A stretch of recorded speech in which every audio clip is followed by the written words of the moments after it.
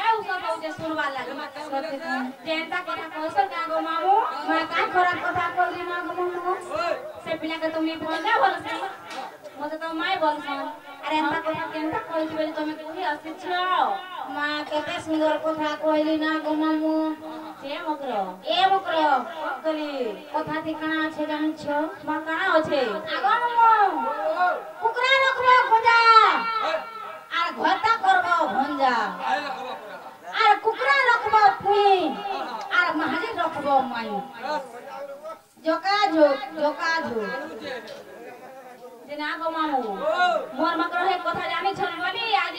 ये কথা মানে কই আসিছ নাই কা का असुविधा हला तुम হয় हे पिया गुलगुला है सुलसुला है मरे गले तुमको हाय लगबा কামত ভাল লাগবা সে মরি গলে আমার কানা কানা জিমা ভাত मामू गो हेते बेले और मकरा रक्षा करो बोले नहीं हो हां ए मकरो ओबो যাহা কহিলো না আর কিছু নাই কুয়া ফেরি যো फेरी जिमी হয় इ थरे मितान चालो के भेने जीवो जे हमको मकरो जुहार कर के कहूचे तुमको मुड़िया मारी के कहूचे